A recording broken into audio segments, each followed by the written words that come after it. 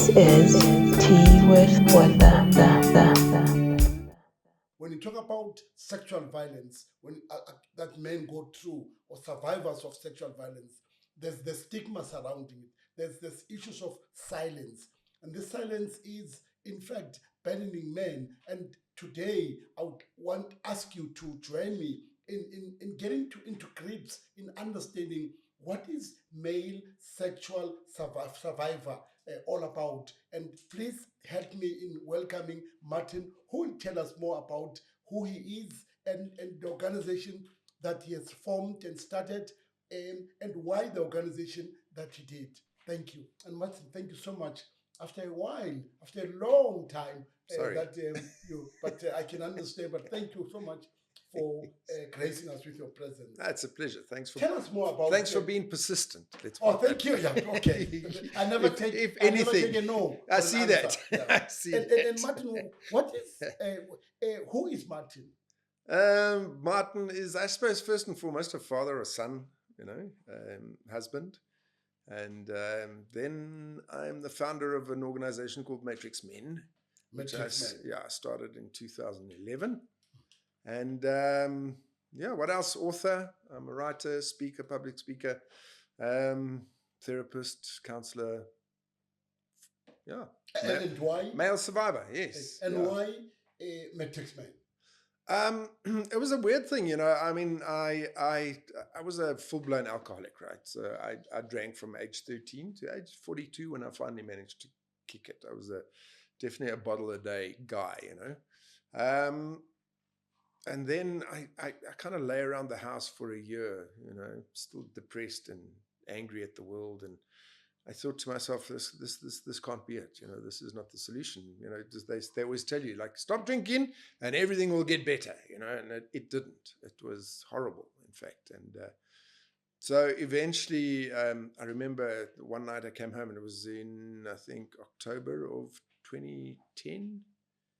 I came home and the Oprah Winfrey show was on. And I sat down. It was just, things always, the world always synchronizes, and things just happen for a reason. I never watched the program. And eventually I sat down and I was watching this, and my ex said to my daughter, come, let's leave daddy. And she stood up and walked out the room. And I was like, I don't know what it's about. And then I sat and I listened to these men who were talking about when I was raped as a child, when I was sexually abused, when he molested me. And I was like, my brain kept saying, no, that wasn't me. No, that wasn't me, But it was right at the end of the whole program that the one guy stood up and he says, and I just want to say something, that if you have a child, you will never hurt them because you love them too much. And boy, that was like a punch in the stomach, that for me, because I remember one day I was changing my daughter's nappy, and this thing in my head said, you're going to hurt her. Sexually, that I was going to hurt her. And I was like, no, I'm not, and this war started in my head, and it just caused me to drink a lot more, because I knew that if I could get home, get drunk enough fast enough, then I wouldn't have to take care of my daughter. And that's where the healing began, So I can say my healing journey was started by a guy by the name of Tyler Perry. Do you know Tyler Perry? The movie Mogul, Yes, yeah. He himself is a survivor of sexual abuse. And he went to Oprah and said, hey, let's do the show. We have to do the show. And they found 200 men who did that show back in 2010. And that was the beginning of my healing journey. And for the next 8 months, boy, oh boy, I worked on me. And there was a lot of pain. There was a lot of tears. There was a lot of struggling. And I reached out to people and tried to get help, and I just couldn't. There was no help available for men that had suffered sexual abuse. And I thought to myself, that's crazy, man. It can't be. And eventually this concept of I need to start something to help other men recover from sexual abuse. But I didn't want to start it until I'd healed myself. I needed to know that I was well enough to be able to support these other men. And eventually I walked out of there I used to go online a lot in those days. It was still a dial-up connection in 2010, 2011, And I walked out my office one day and I said to my ex, I said, I'm starting an organization to help men. And she says, I was wondering when that would come. And I was like, so, she might have been abusive and broken, but she understood me well. And so I said, but I need to find a name. And she said, how about MatrixMen? And I was like, the movie is like dodging bullets. That's silly. She said, no, go and study what a matrix is. And I went again online and I started looking at what a matrix is. And there's three matrices. So there's mathematical, the screen with the numbers that cascade down. Then there's a medical matrix, which is the womb and the pericardium around the heart is a matrix. And the one that appealed to me most was the geological matrix. So it's called a geode. It's a big rock, massive rock, that vary in size. They look very dark and very impenetrable on the outside. And when you break them open, they're filled with these gems like amethyst and crystal and all sorts of things. And that to me was a depiction of a broken man. He develops this very, very hard outer shell, but when you break him open, he's a beautiful gem. And that's kind of where we came on the name of MatrixMen, and that's where it started, towards, I think, October, November 2011. And we are now 2025. How has that evolved? A lot. It's, initially we started out, it was just for men that had been sexually abused.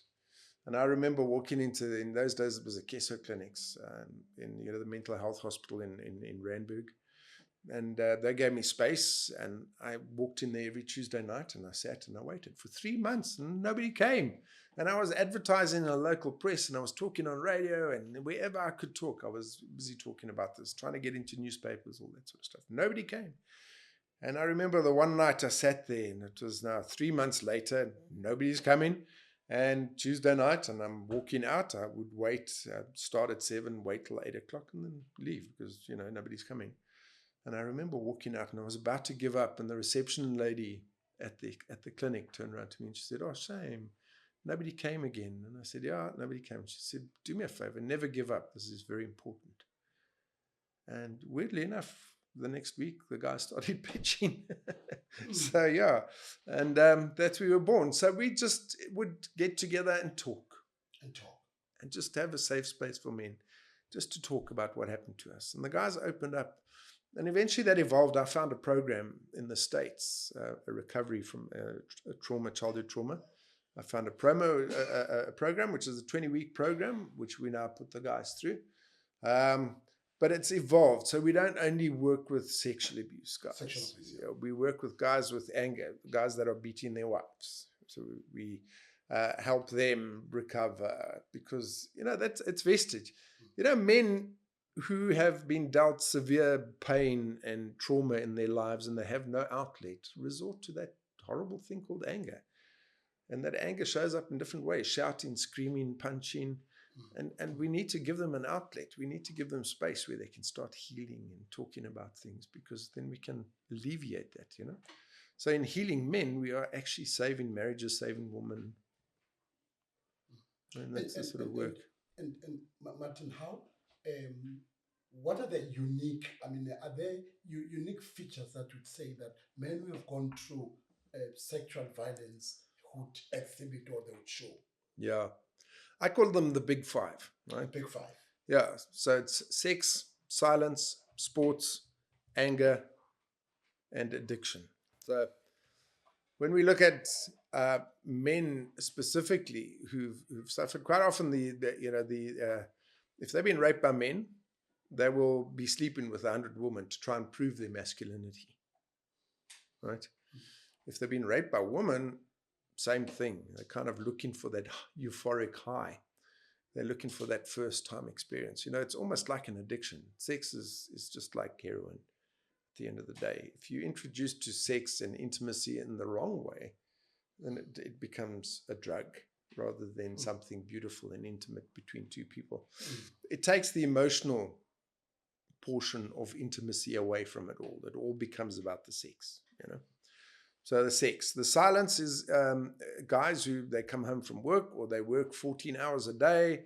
They just do everything they can to avoid being with their families, to avoid connecting emotionally with the children, with the wife, all that sort of stuff. And they just don't want to interact with the world. So that's a sign. Now, it's not one sign, right? It would be one of the five, or more than one of the five. Sex, silence, then anger, of course. They just get angry for the slightest provocation. You never know what's going to make them angry. They just erupt and start shouting and screaming. I was like that. I was like walk around. I never hit anybody, but I would walk around punching holes in doors and breaking my fist in walls and things like that, you know. And then sport is one of those. So did I go through the sport? What have I done? Sex, sport.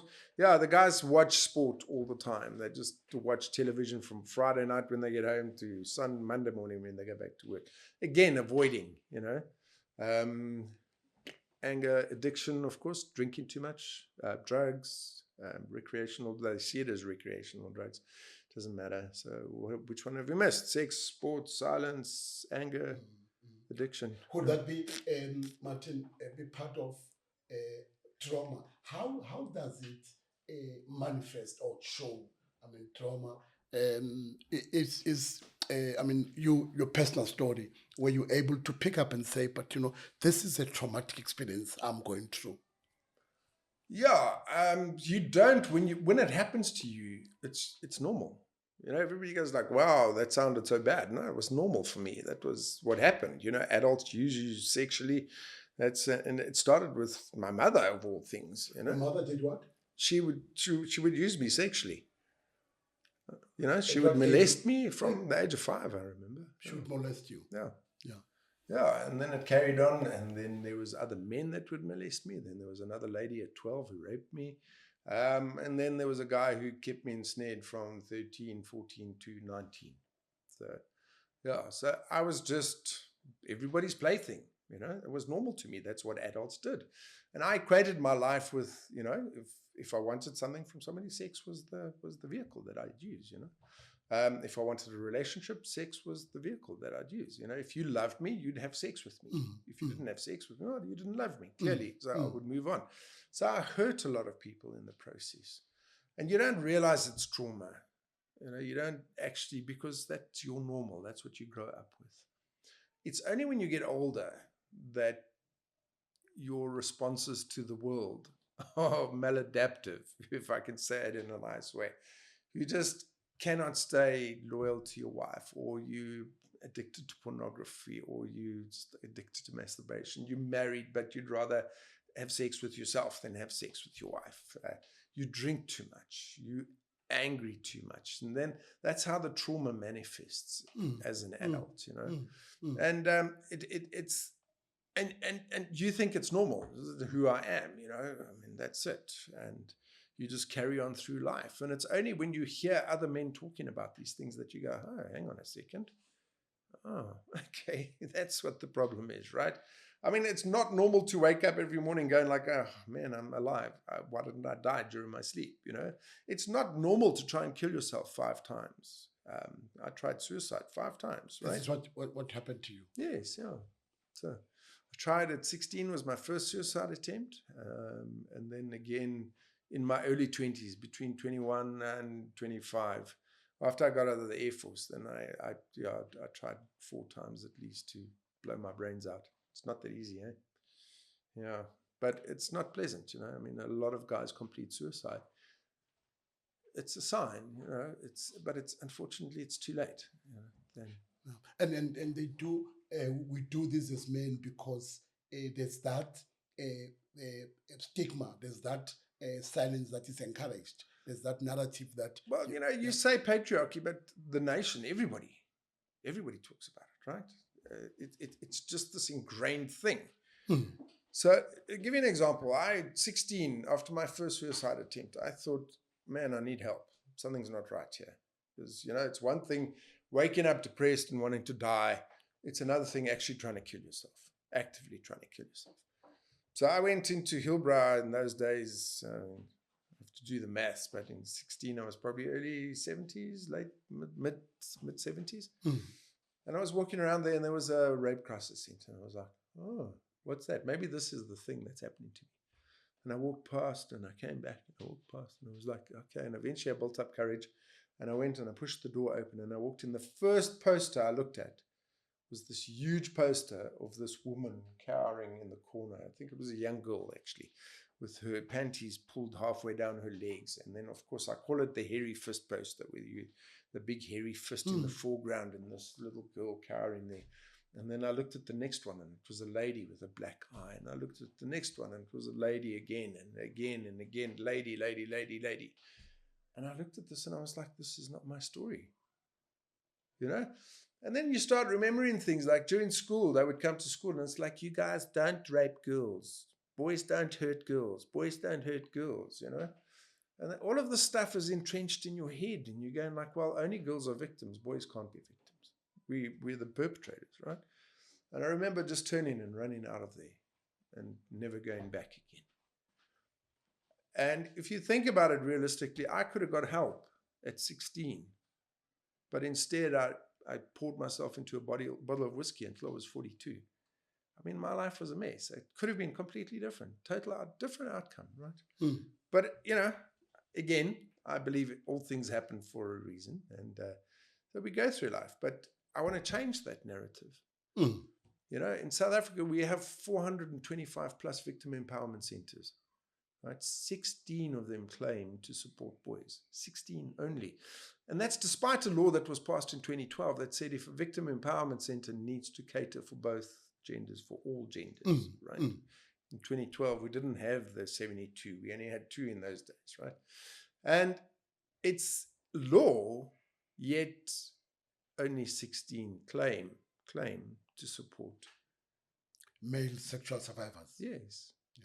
You know, and we're not talking about adult men that have been raped. We're talking about children, little boys, children, you know. And I think we've kind of lost this thing. You know, there seems to be this definition when it comes to children. You know, a girl child is more valuable than a boy child. Boy can be raped, it's cool, but, you know, we need to provide services for girl children. And that's the message the boys are getting, you know. And then deep at the core of us, we are masculine, but we're told that we're bad. You know, I had an 8-year-old boy come up to me the other day, and he said to me, thank you for talking about what you talk about. And I was like, thanks. And I looked at him, I thought, this kid's young. 8 years. 8 years old. No jokes. And he said to me, why are boys always guilty? And I said, what are you talking about? He says, no, we're always guilty. He says, we tell our boys never to hit girls, but we never tell girls to hit boys, not hit boys. Right? He says, we're always guilty. And I thought to him, you know what, that's wise insight for a little boy of 8, right? He's already feeling like, doesn't matter what I do, I'm always wrong. And this is how we raise in our children, right? It's bad. I mean, if we start going into divorce courts, if we go into maintenance court, if we go into custody courts and things like that, the mere fact that you have a penis means you're guilty, right? Divorce court, you lose your child, right? The court decides, well, you'll only see your child once every 2 weeks, and you can only see them 4 days a month. That's it. You have to pay the bulk of the maintenance and all that sort of stuff. I lost everything at 49. I lost my house, everything. I had to walk out there I had my van. I always joke, I started off with a blow-up mattress, 2 wingback chairs, and an old box TV. Yeah. That's how I started my new life. And you know what? I was happy. I was so happy. I walked into that empty apartment and I thought, nobody's going to fight. Nobody's going to shout at me. I haven't done anything wrong.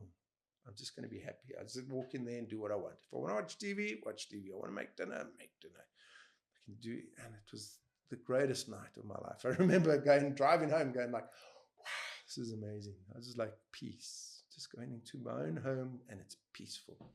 So yeah, it's very difficult. And we've been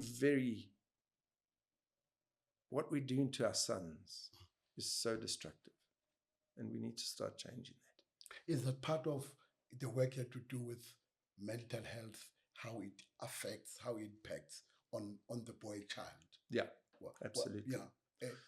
So I only counsel and support men. I don't, the ladies, there's enough ladies. 85% of all therapists and counselors are women. So we have a definite shortage of men. And essentially, if you go back to Freud and all these guys and Jung and all these chaps, I mean, mental health was designed for women because Freud couldn't go tell the world that he was raped as a child. It just wasn't spoken about. So he fixated and designed all these things around women and their hysteria and, you know, all those things.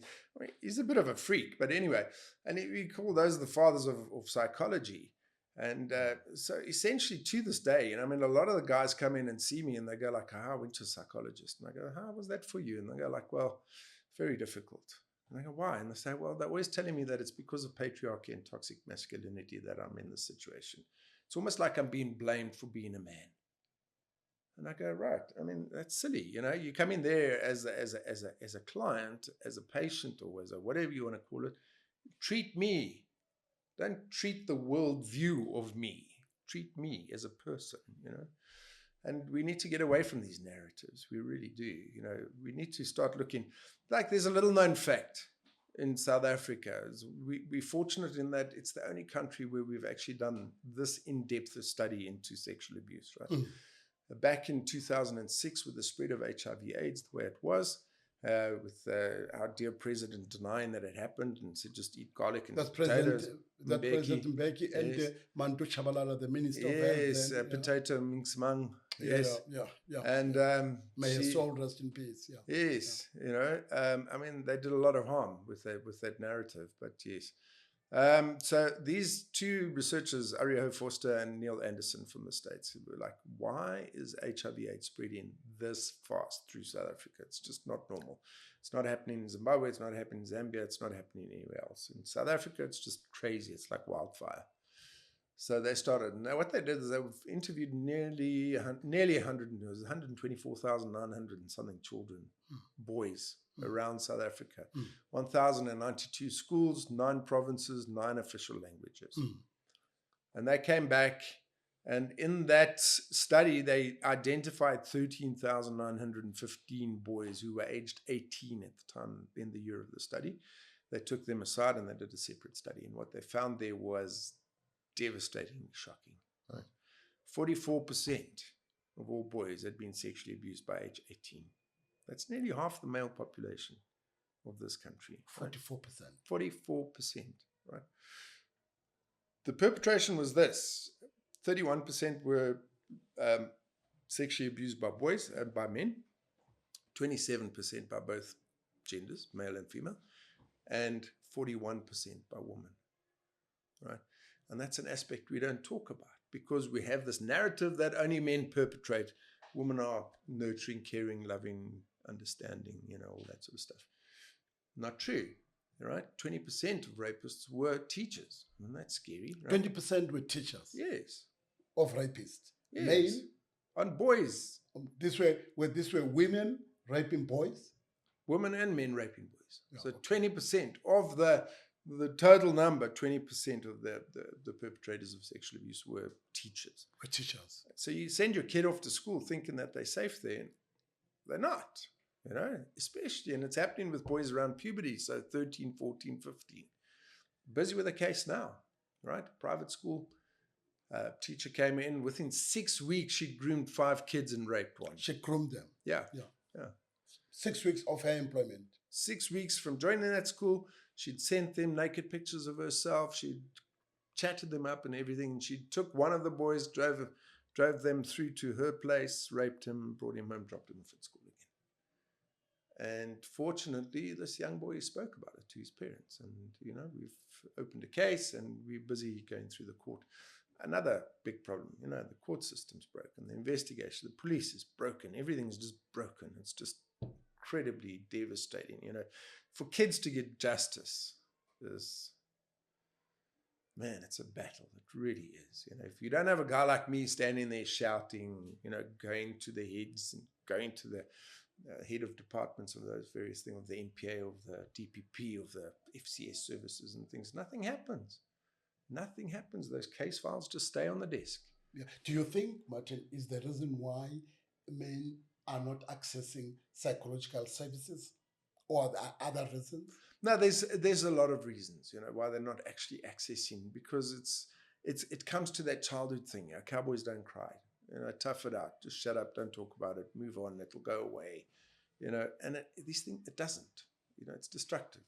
You know, boys need to be able to express themselves. You know, I mean, I'm teaching my son, you talk to me. Somebody touches, you talk to me. You come and talk to me. There's no such thing as secrets. There's no such thing as a bad, even if he does something wrong, my son comes and he looks at me and he goes, you promise you're not going to hit me? And I'm like, no, I'm not going to hit you. No. So tell me what you did, honestly. Then he'll say, yes, I did do this. Okay, and that's cool, fine. You did do this. Yeah, I just want him to be honest with me, and he needs to know, good or bad, whether he can tell me something. I don't want to just hear the good things. I want to hear the bad things as well. So he needs to know that he can come to me and talk to me about things that he's either done wrong or that have been done wrong to him, I'll give you a case. I was phoned by a school where I had to counsel a young boy. He's 12 years old, right? And they apparently, this young boy had tried to rape a young girl at the school, right? So I went in there and I looked at the boy, and it was a big shock because for me, he was a very small kid, and he was 12. And then it dawned on me that I was 12 when I was raped by an older woman, right? So that was a bit of a shock for me. And I sat him down and I started talking to him. And man, of course, like all boys in South Africa, he loves soccer, right? So I counseled him for about 4 weeks. And I just thought to myself, something's not measuring up here. Something's just not, I can't figure it out, but something's, eventually the first week I went in there and I said to him, okay, I want you to do me a favor. Just tell me that day this thing happened. What happened from the day you came from the minute you came to school? Tell me what happened through the day. So he said, no, I came to school, I went to the field, I played soccer with my friends. Right, then we went to class, we had something to eat, we went break, went back. I was playing soccer with my friends, and this girl came to me and she said, "Come with me, I want to show you a new game." So he said, "No, I want to play soccer with my friends," and she insisted. So he went with her, and she took him behind the dustbins. She undid his pants. She played with his penis. She then pulled her panties down and guided him to enter her. And that's when the teacher came walking around. Right? Teacher's assumption, he's guilty. Right? So when I worked all of this out, I went back to the principal and I said to her, listen, it's not the boy. And I explained to her why. I said, but I can guarantee you that something's happening to that girl. So we need to get social services to investigate what's going on at the house. Turns out the mother's boyfriend is raping her like twice a day, that sort of thing. So we help the daughter, but again, it's that mental thing where, well, he's guilty. It's his fault. He's automatically the problem. And we need to adjust that thinking because it's not always the case. We know, again, in 2016, UCT did a project where they did research into this. And when I spoke to one of the researchers, they insisted that they were going to disprove the 2006. Now, this just freaks my mind out. How can you go into a research project and your main aim is to disprove another project? Why? Because it doesn't speak to your narrative, or because you just don't like the fact that they did a better research project than you. It's just a bad basis for research in my mind. Anyway, they went in and they did a research project, and they came back with these results. This was published. So between 2006, 2016, of course, the age of consent dropped in 2012, I think it was. So it dropped from 18 to 16. So their study was children up to the age of 16. And what they came back with is that 33.9% of all girls had suffered sexual abuse by age 16, 36.8% of all boys. So 36. Again, boys higher, not huge amount. But when we say, well, it's only 3 or 4% higher, but then look at the service provision for boys. There isn't much, my wife's a researcher. She says I must stop speaking in absolutes. I had to catch myself. What facilities are for boys? None. No, there are 16 apparently, right? But this is the problem. We have over 425 services for young girls, but 16 for boys. So 16 for boys. Disproportionate, yeah? Very disproportionate. And those 16 for boys are not advertising the fact that, hey, boys, we support you, come to us, Whereas they should be. They should be talking openly. And I started talking to people in the area, and I'm going like, why are we not talking about this? And they said, we're scared to lose funding. I'm like, so you're going to cast these broken little boys out into the world and let them carry on. The donors may not be interested in this subject. Yes. But the interesting thing and the most shocking thing that came out of the 2006 research project was this number, right? Boys who've been raped as children are 4 times more likely to perpetrate a rape. 4 times more likely, More likely. to be rapists themselves. Yes.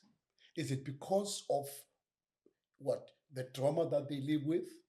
No, it's because that was done. You know, these people wanted sex with me. They just took it. So I want sex with her. I'll just take it. Because they did it to me, I can do it to them. Right? And when you sit down and you look, I mean, you know, what are the rape cases? I'm just trying to remember them off the top of my head.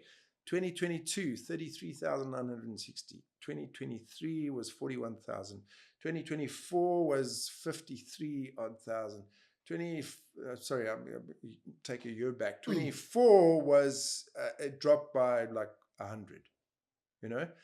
But what scares me is the femicide rate. So back in 2021, it was 2,000 something. And then it goes up to 2023, it was 4,417. 2024, it jumped up to 5,574. So we're seeing this, you know. The rise. Yeah. Now, clearly, if we are fighting GBVF and rape and all that sort of stuff, and our interventions are working, we'd see a drop in numbers. So they're not working. They're not working. Is it? Why do you think they're not working? Is it because, Martin, we need to, as a country or the world, to redefine masculinity? I don't think, well, you know, what is masculinity? Let's define it firstly. Can you define it for us? Well, to me, masculine men. So I had a thing the other day, you know, I'm a Christian, I'm a believer, right? And I'm driving off to church on Thursday night. I was going to band practice. And I was like, Lord, we talk about the matrix. And the matrix is, to me, is the womb, is the most, the womb of the woman's womb, right? The most beautiful example of a matrix. It's protecting that unborn child. It's nurturing that child. It grows from seed to this full-blown little human that comes out amazing, you know? And I was like, what's the man's role in all of this? And I got this answer. To me, it's like the woman protects the child in the womb. She nurtures it. She cares for it. I mean, the womb's an amazing thing. You can fall down a flight of stairs. Your wife might die, but the baby will live. That's how incredible that womb is. It's really an amazing structure, right? Develop or design. And then it came, it's like when that child is born, the man, that was weird, the man is the matrix of the family. And I thought, wow, that's enlightening. So everything that the mother does for the child in the womb, nurtures the womb, protects the child, feeds the child, etc., the man needs to do outside of the womb. He encircles his family as a matrix. Protects, provides, nurtures, mentors, educates, teaches, discipline.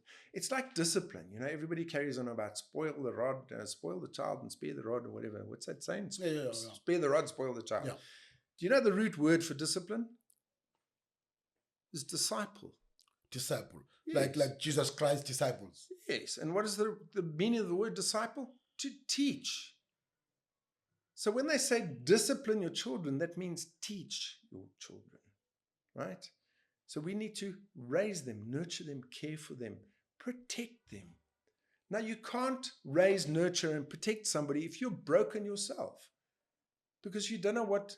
So what we lack in the world is masculinity. We don't need to redefine it. We need to define it, and we need to raise more masculine men. We've got an issue with 68% fatherlessness in South Africa, right? Boys are being raised by mommies. Mommies are doing a fantastic job.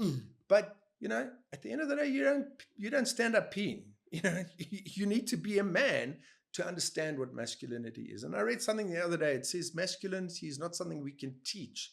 It is imbued. It is transferred via like osmosis from father to son. Right? So if a son is being raised without a masculine example, meaning with this absent father. With the absent father, as much as mommy is trying to raise and nurture and educate and all that sort of stuff, she doesn't understand the masculinity. He sort of comes into the world without an identity, right? He draws that identity from his father, and hopefully it's a healthy identity, right? Mm. A friend of mine runs an orphanage in Benoni, East Rand area.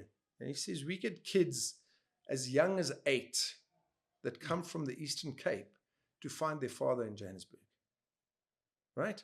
So this kid that young is leaving home and coming all the way up to Johannesburg somehow. I don't know how, right? Sometimes they're lucky they get taxis or whatever the case may be. Some of them hitchhike, some of them walk, some of them, they come to Johannesburg thinking that I'm going to find daddy, not realizing that there's like 5.8 million people in Joburg and it's a massive place. And then they end up on the streets, right? And they resort to drugs and they resort to prostitution and all sorts of things, all in their quest to find their fathers. Now that's got to tell us something. You know, we need to learn from our mistakes, and we're not. We just keep going. So you're saying there's essentially nothing wrong about being masculine. Yes, Masculine. I mean, it's nothing wrong with being feminine, isn't there? But are there toxic women? You even say that the notion of toxic masculinity should be discarded. No, I'm not saying that. I'm saying there are toxic men, absolutely, just like there are toxic women. There are toxic people. Just because they're right? people. But we're just painting a whole gender black because we don't like them. All men are toxic. All men are toxic, you know. All men, it was a trending thing. All men must die on TikTok. I'm going like, really? Yeah, okay, how are we going to move forward in the world if all men are dead? You know? And so we're tarring everybody with the same. So a whole gender is written off because people are upset, you see.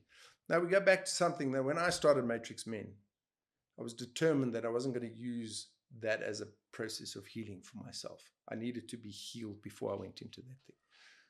And what we're finding is that a lot of people are starting up these victim empowerment centers and things, and they haven't done that healing.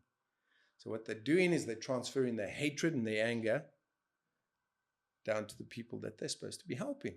And these people carry on. And then everybody's going like, well, you know, it's fact. You know, I mean, life is weird. And we look at it and we go like, if you resonate on a frequency, you tend to attract other people that resonate on that frequency.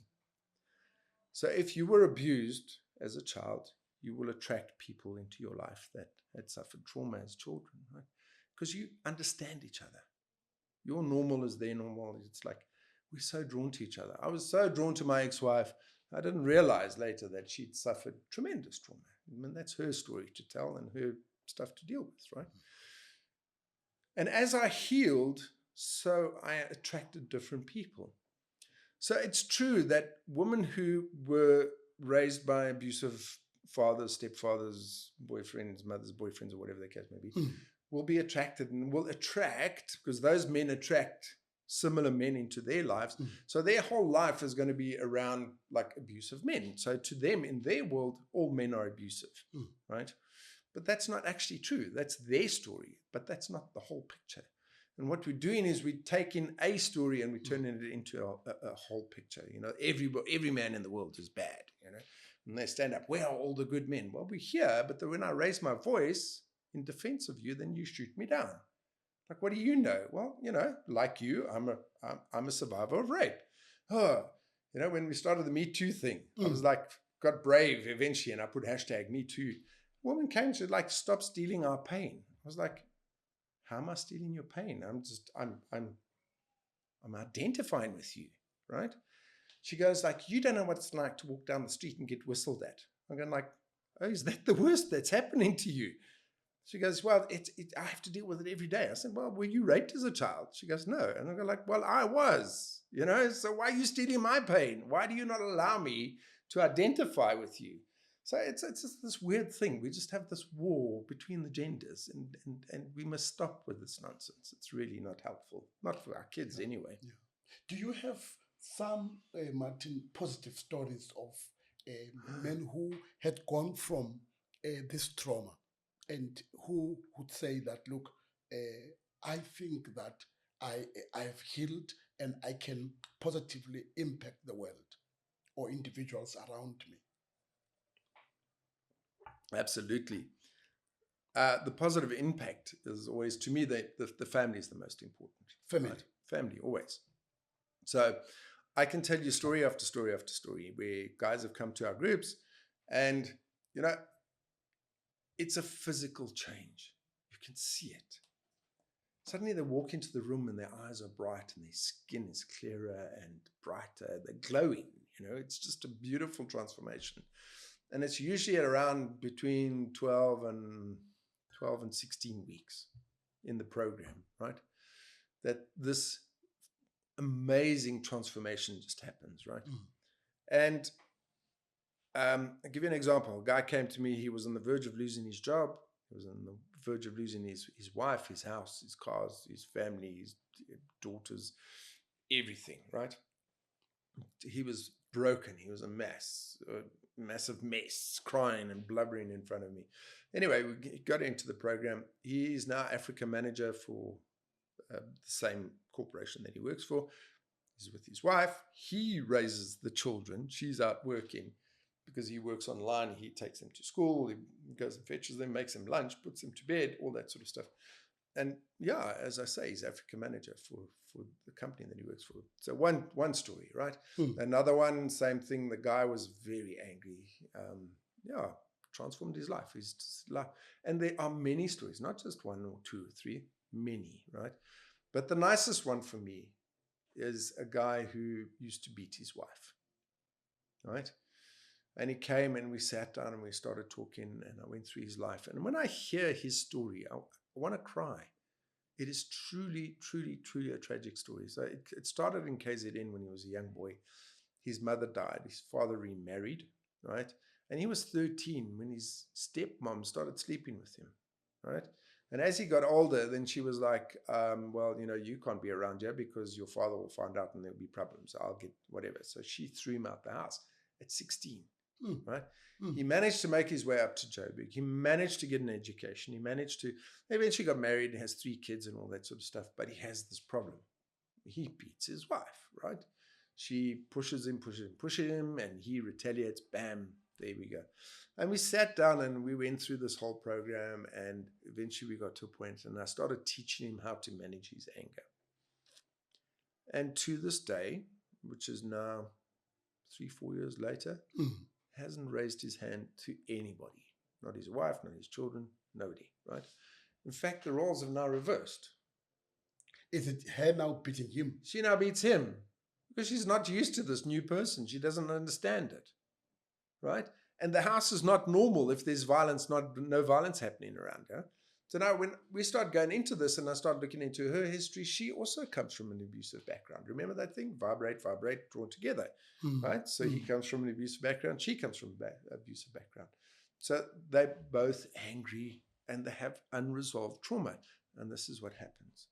So these are positive stories. Yes. I'm sitting here in front of me with the pumpkin van. Yes. What inspired it? Mm. It's a story of resilience. Yes. What inspired it? Well, why the pumpkin van? Well, that's the secret I don't give away, right? You've got to buy the book to find out why I called it the pumpkin van. Okay. A little marketing ploy. But great. Yeah, I wrote the book out of a need. There's a guy I've been counseling in Australia for probably 10, 11 years now. I counsel him online. And he kept saying to me, Martin, write my story. Martin, write my story. Martin, write my story. So I started writing the story, but it was just, man, this guy's been through tremendous trauma. So I didn't feel that I could justifiably tell his story without it becoming too crazy. It was really very tragic. So I decided to write my story, right?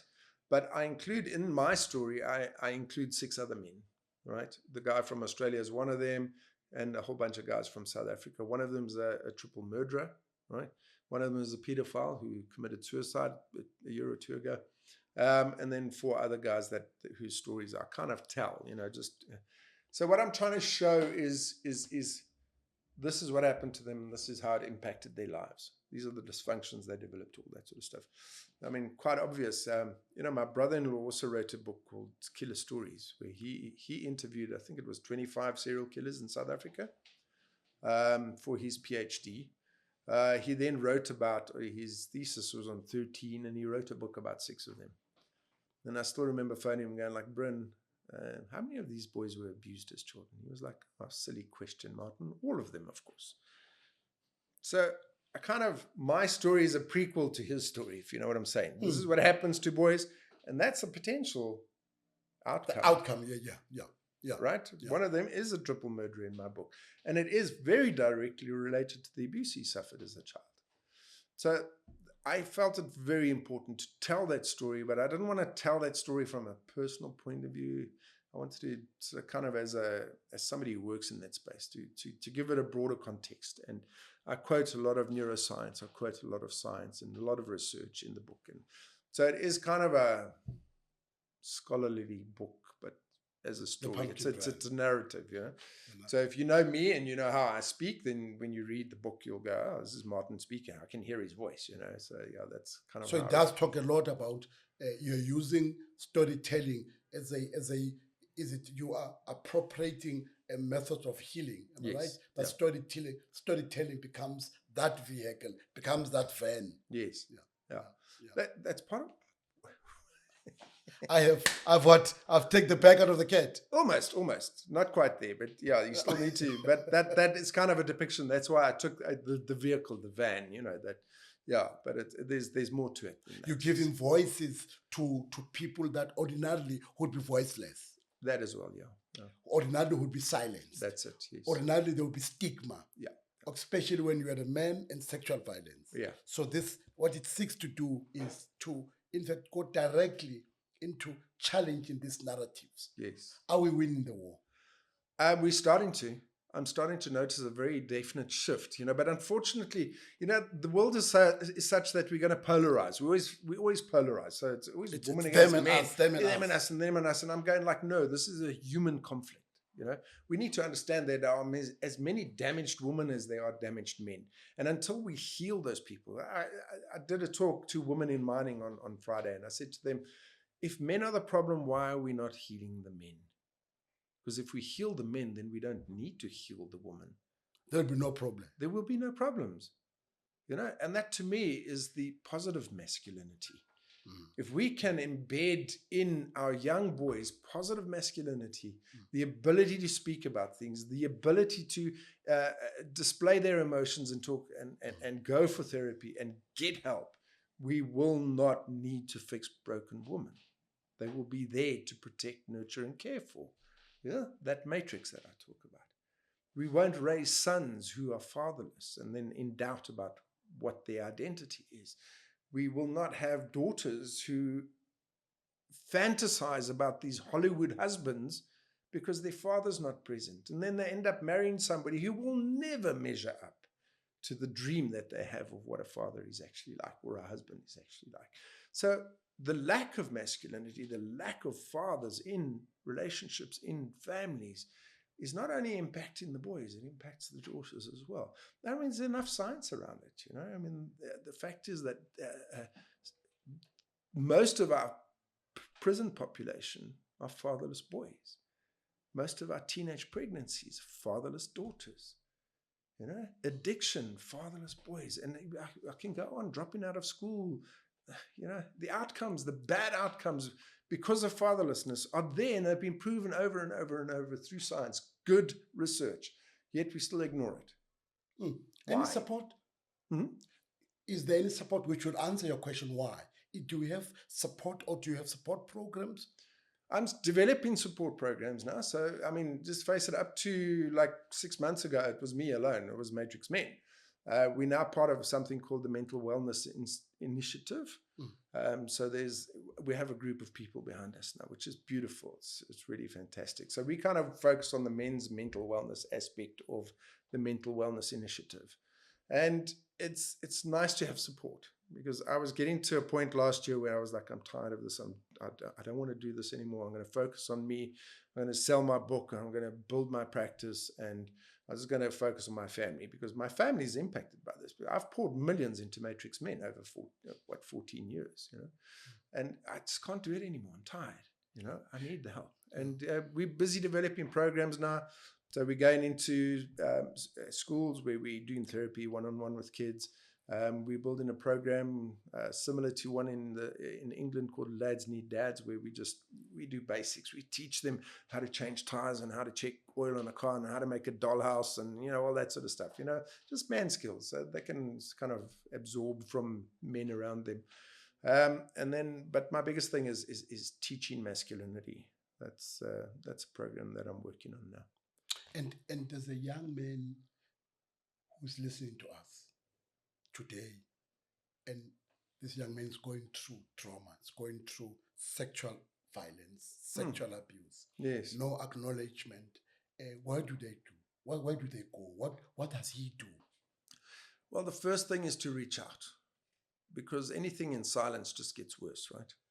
So this is part of why I wrote the book, right? The minute we can tell our stories, that's when we begin healing, right? Healing begins when we're able to tell, or we're given permission to tell our stories. When I started MatrixMen 14 years ago, I said, I tell my story to give other men permission to tell theirs. And that's when healing starts, right? So the first thing to do is find somebody, whether it's a teacher, trusted family member, and tell them, and don't give up until somebody listens to you, right? If not, phone me. If you can't find somebody to talk to, phone me.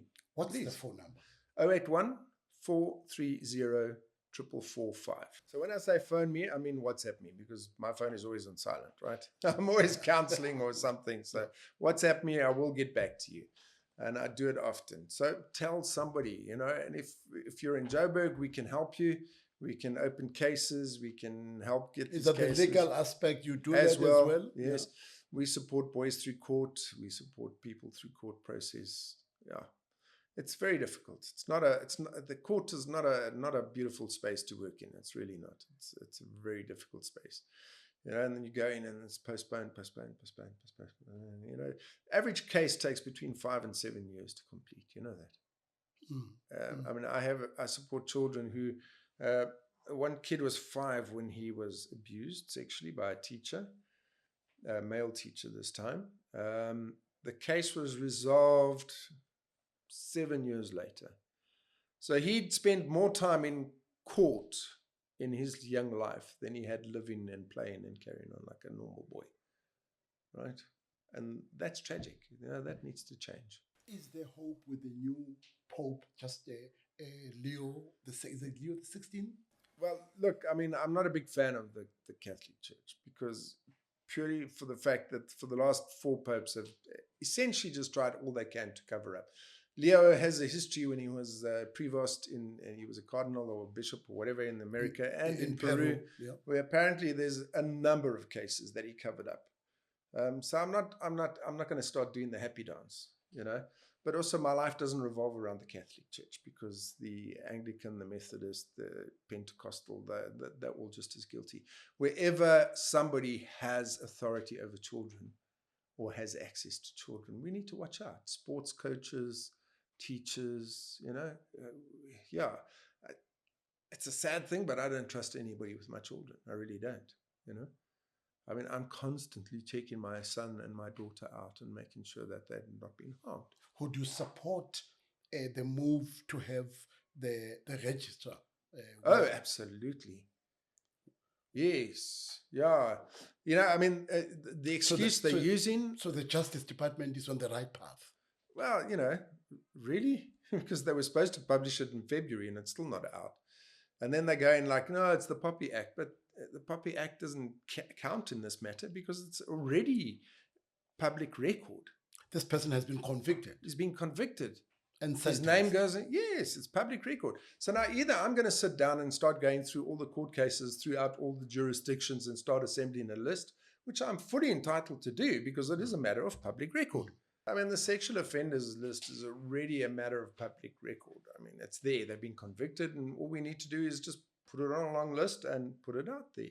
So using the excuse that it's the Poppy Act and that it's going to impact on the Poppy Act, that's nonsense. That's nonsense. But I think the problem is that it's not up to date. And they're too embarrassed to release it because they haven't kept it updated. And I think that's the issue. And they best catch up and do it, because I think we as a country, as citizens of this country, have a right to actually view that list and know if a teacher's on that list, why are they still teaching? and I'm not going to send my son to that school or my daughter to that school because of it. We have a right to know. So we it's have a about right to protect. to protect our children. If a sports coach is on the list, why would I want to send my child to that? To a swimming school and Exactly. to a ballet, cycling, whatever, to tennis, BMXing, tennis, to rugby, to football. Absolutely. That the consequences are dire. Absolutely. I mean, the impact on the child long term is devastating. It takes, trust me, it takes a long time to get over this trauma. It really does. I know that from personal. From personal experience. You said it took you how many years?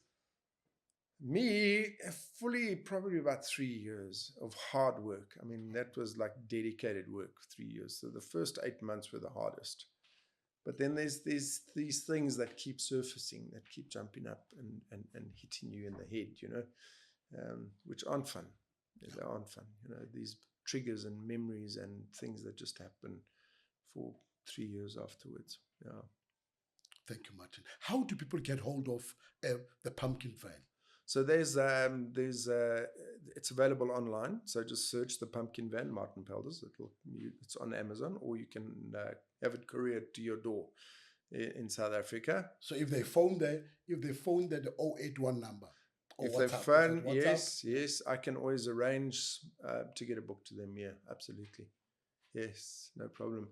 But I do have a distributor that it's a Willow Trading. They will send the book and they keep stock and all that sort of stuff as well. Thank you. Well, you have heard what sexual violence does to us men, as survivors of sexual violence. The silence, the stigma, all of them do not help us as a country, as a world. I think it's about time that we begin to put a searchlight on what can we do.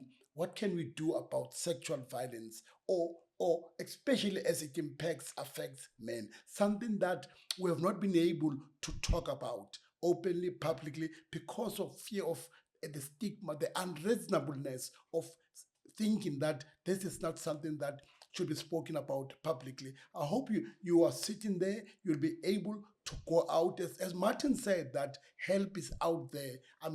Use your voice, use the power of your voice, use your story to ensure that you help other men who are survivors of sexual violence. Thank you for joining us. Thank you, Martin. Thank you so much. Thank you. Thank you. It finally happened. Yeah. Finally happened. Thank you hey? so much. It was like a year and a half later. Thank you so much. Thank you so much. It happened. Cheers.